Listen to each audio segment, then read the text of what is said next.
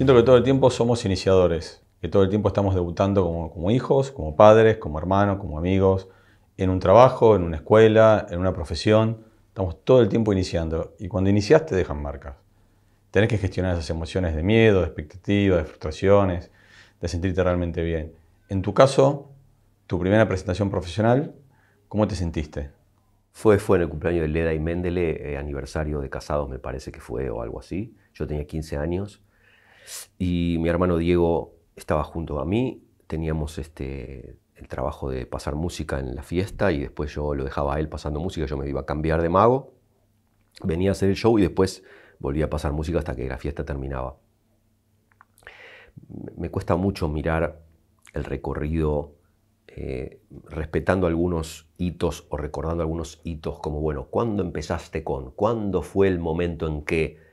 René Laván, mi maestro, decía que siempre son procesos, que es muy difícil decir, en este momento yo me hice tal cosa, yo logré tal cosa. Hay un recorrido que es permanente, eterno, que es muy difícil de mencionar en iconos, ¿no?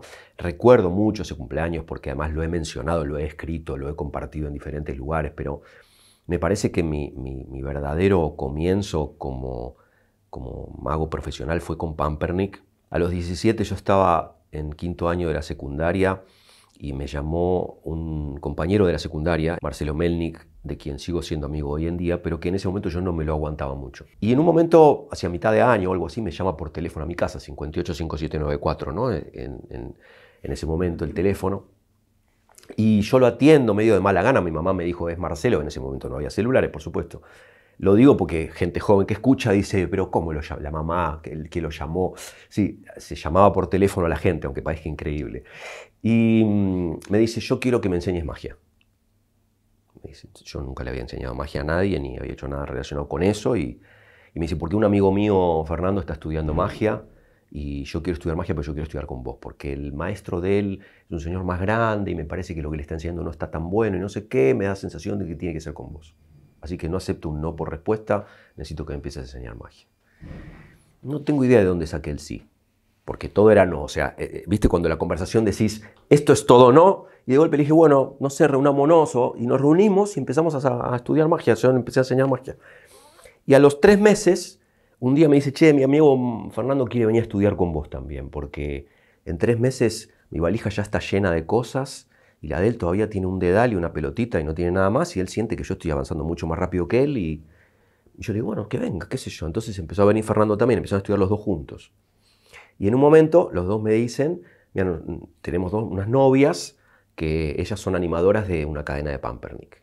Y nos piden que nosotros vayamos a hacer magia para los cumpleaños, porque hay otros magos, pero no quieren a esos magos, nos quieren a nosotros, pero nosotros no nos sentimos todavía, no sé qué, quieren tener una reunión con vos.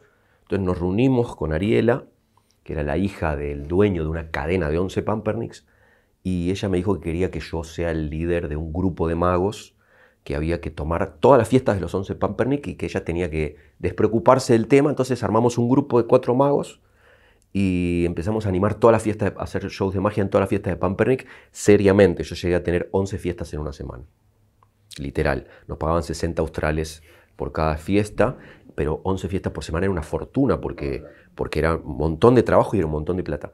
Y todos teníamos 11 fiestas y nos teníamos que sí o sí arreglar para distribuirnos las fiestas entre nosotros, pues no se podía traer a gente de afuera ni se podían dejar fiestas sin atender. Y ese fue mi verdadero primer trabajo profesional como mago, en donde sentí que realmente había algo ahí que ya estaba sucediendo, ¿no? Después Ariela me contrató para hacer los fines de semana en el Paseo de la Infanta, que estaba el Pampernick principal, digamos, el más glamoroso. Había un escenario muy grande al aire libre y yo hacía shows sábado y domingo al mediodía para toda la gente que estaba comiendo en el lugar. Y después me iba corriendo a animar un par de fiestas que siempre los sábados y domingos había a la tarde. Entonces como que ahí yo diría empezó mi carrera mágica profesional.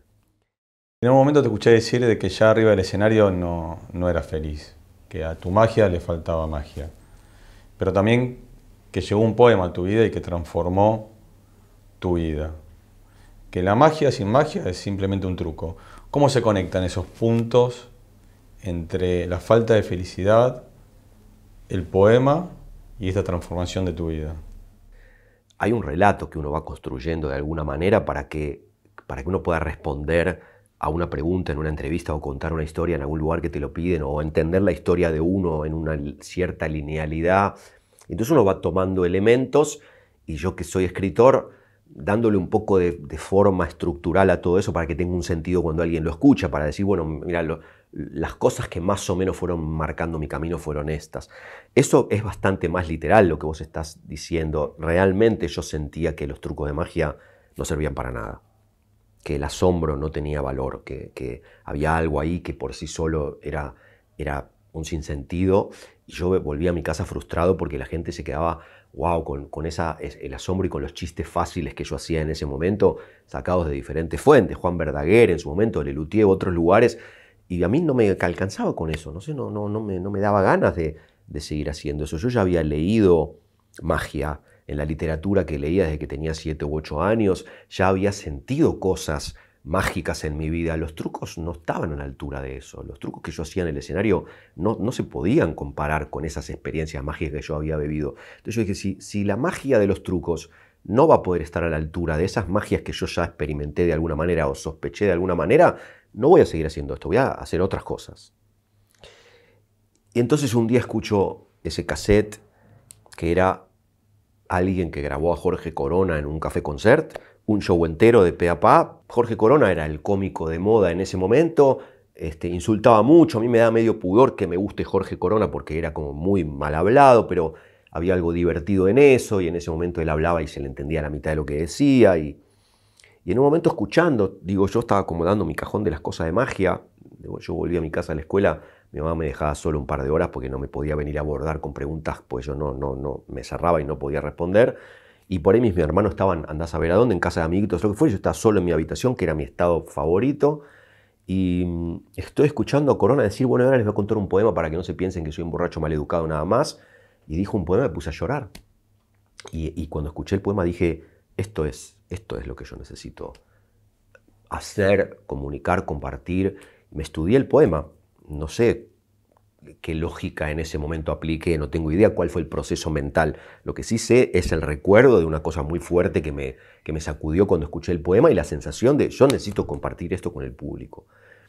Y la sensación fue, lo tengo que contar al final, como si fuera un twist, ¿viste? Las historias que terminan con una forma sorprendente, que vos no te ves venir. Tengo que hacer trucos de magia normal, que a la gente le parezca como que son trucos normales, pero al final contar el poema y como si fuera una revelación del final de una película, que la gente diga, ah, por eso hizo este truco y dijo esto y hizo lo otro. Pero era una locura porque yo tenía 17, 18 años o 19 años y yo no tenía la capacidad de poder generar eso en gente que era más grande que yo y en qué show lo voy a hacer. Y lo probé y tal cual lo que cuento. Terminó el show, dije, miren, ahora les voy a contar una poesía que a muchos no les hará sentido, pero yo siento que necesito compartir esto porque si no a mí no me haría sentido estar acá. Dije el poema medio mal dicho, y se me acercaron 2 personas, 2 mujeres a decirme que les había gustado el show, pero que lo que las había conmovido era el poema que yo conté al final, porque les había hecho hacer sentido a todo lo otro, a todo lo demás. Y entonces dije, bueno, esta es la señal que yo necesitaba de que es por acá.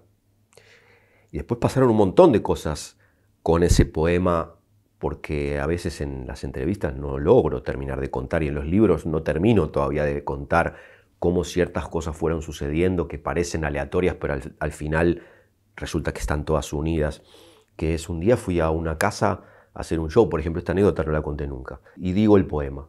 Entonces el show termina y se me acerca la dueña de la casa con un amigo. Me dice, mirá, te queríamos hablar, mi amigo es profesor de literatura antigua de no sé qué cosa o de no sé dónde, y él es fanático de este poema, y entonces me dice, te lo quería presentar, y el tipo se sienta conmigo y me dice, mirá, te quería contar que el poema, como vos lo decís, no es el poema original.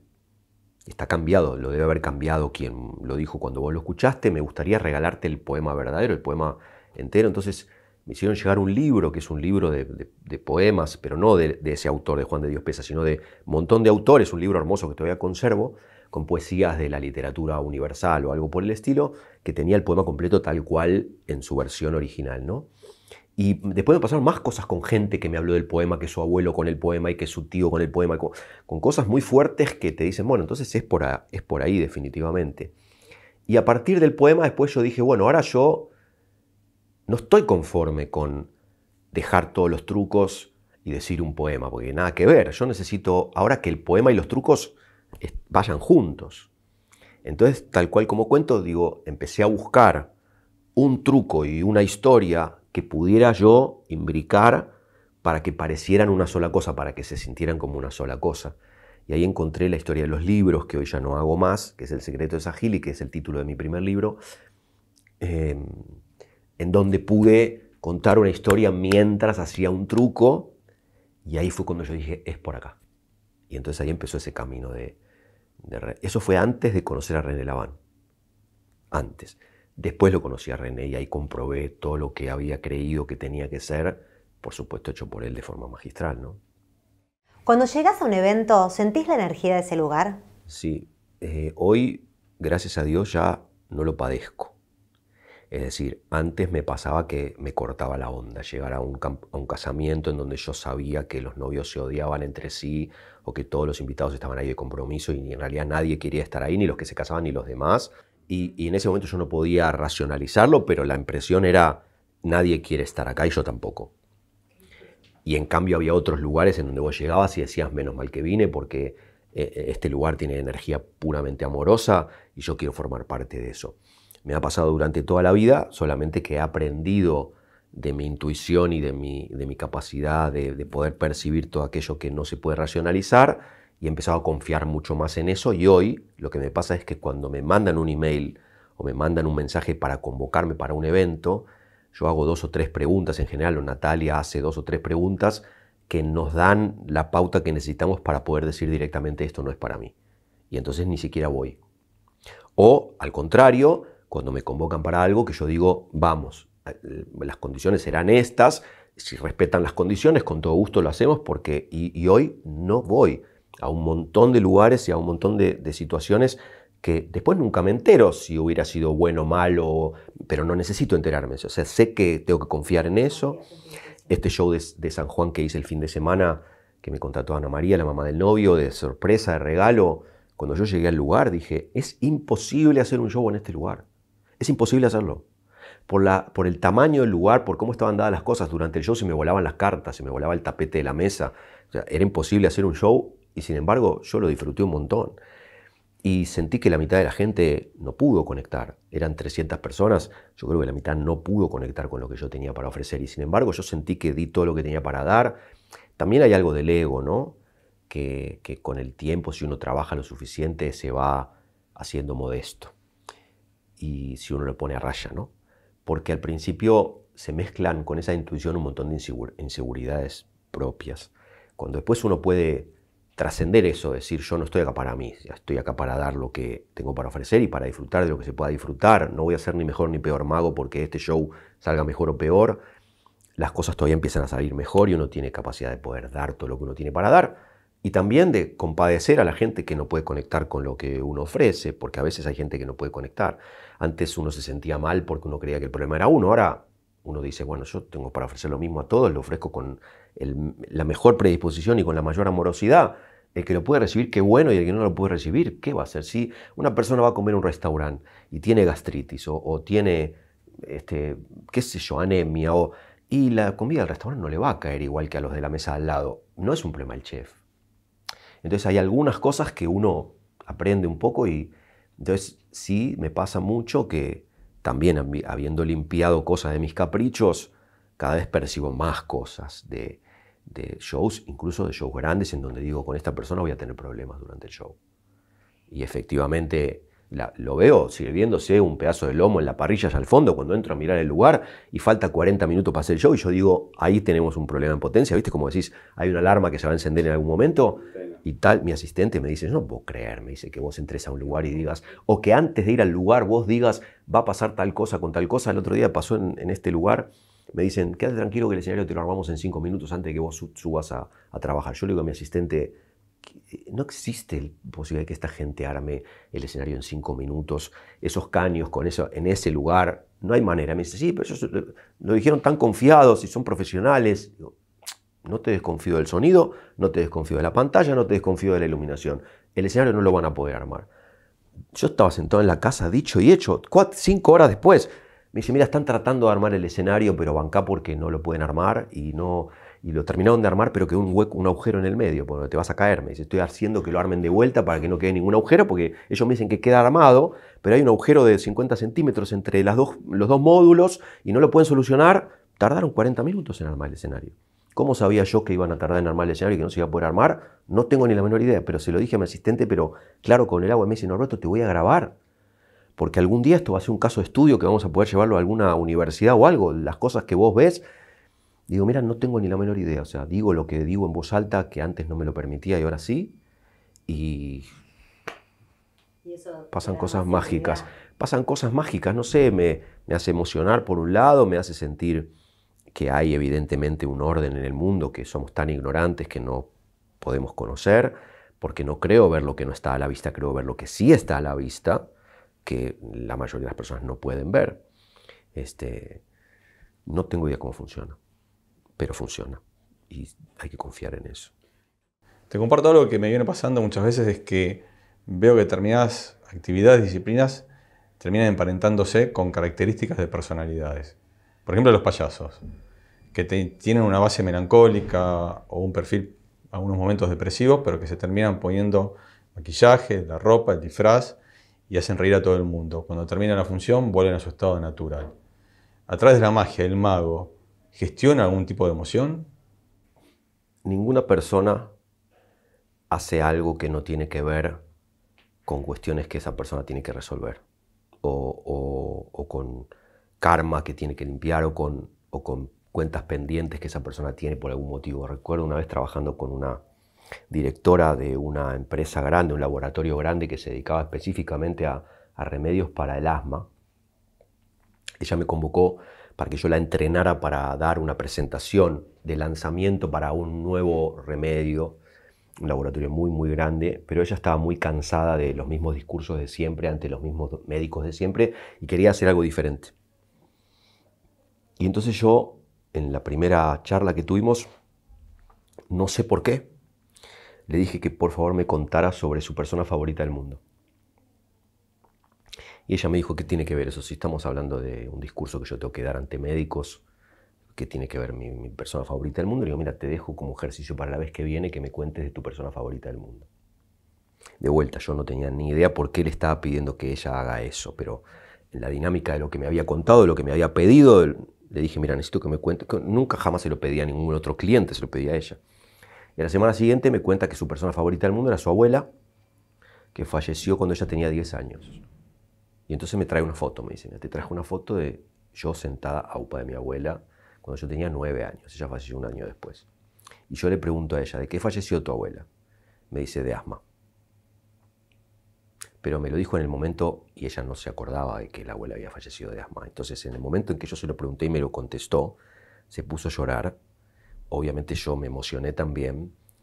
Y a partir de ahí le digo, ahora ya sabes por qué estás trabajando en este laboratorio y por qué vas a tener que hacer esta charla de presentación de este remedio. Entonces le dije, vamos a hablar de los hitos, de la historia de los remedios, de los avances que se han hecho al respecto de los remedios para el asma y de las personas que en esos años, teniendo asma, pudieron lograr cosas gracias a los avances que se hicieron y que un año antes no hubieran podido lograr. Entonces ella tuvo que ir a investigar gente importante del mundo que logró cosas importantes teniendo asma gracias a un medicamento o algo que hizo, un tratamiento o lo que fuera. Fue una experiencia transformadora para los dos. Entonces yo digo, cuando me decís ser mago tiene que ver con algo de lo que, yo digo, todo lo que somos tiene que ver con algo de lo que necesitamos resolver en nuestra vida. Hasta que en algún momento, si hacemos el trabajo, eso es como si se diera vuelta. Es decir, en lugar de para sobrecompensar, ahora podemos hacer eso que hacemos y que hicimos durante tanto tiempo para sobrecompensar, para darle algo amoroso al mundo, para darle algo luminoso al mundo, para ayudar a otras personas a hacer su propio proceso de transformación, sea cual sea lo que tengan que hacer.